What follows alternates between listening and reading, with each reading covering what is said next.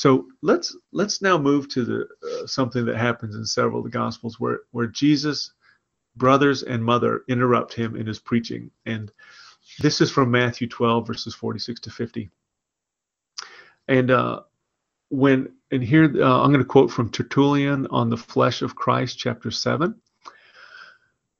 And he shows that Mary and Jesus' brothers are in unbelief, and their unbelief is evident. And so this is what he says. Passage, indeed, their unbelief is evident.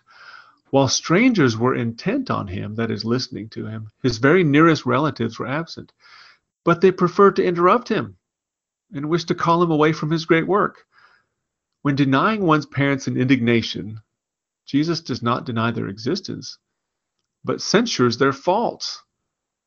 In the abjured mother, that is, the corrected and rejected mother, there is a figure of the synagogue, as well as of the Jews and the unbelieving brethren. In their person, Israel remained outside, to keep close to Christ within. Hearing and believing represented the church, which he called mother in a preferable sense and a worthier brotherhood, with the repudiation of the carnal relationship.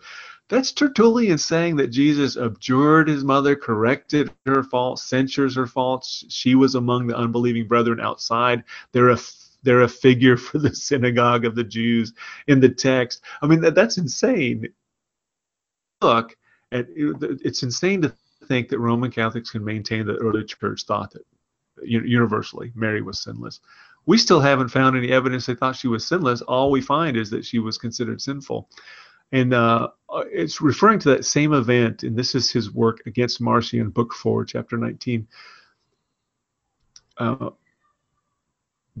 quoting Tertullian again, besides, his admission of his mother and his brethren was the more express from the fact of his unwillingness to acknowledge them. He adopted others only conformed those in their relationship to him whom he refused because of their offense, and for whom he substituted the others, not as being truer relatives, but worthier ones. Finally, it was no great matter if he did prefer to kindred the faith which it did not possess. Here he's saying that his mothers and brothers and relationship, his near relations, did not possess the faith of the people that were listening to him in that crowd.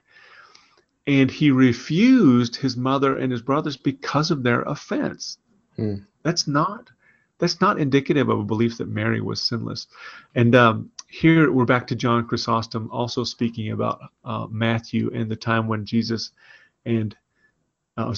mother and his brothers tried to interrupt him. And this is John Chrysostom, Homilies on Matthew, Homily 44, paragraph 1. For in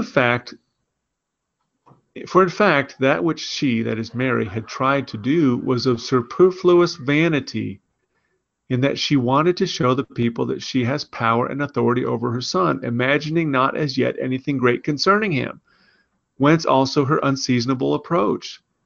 See, at all events, both her self-confidence and theirs, since when they ought to have gone in and listened with the multitude.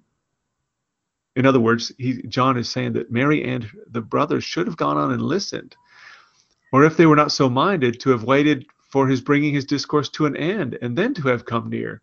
They call him out and do this before all, evincing a superfluous vanity and wishing to make it appear that with much authority they enjoin him.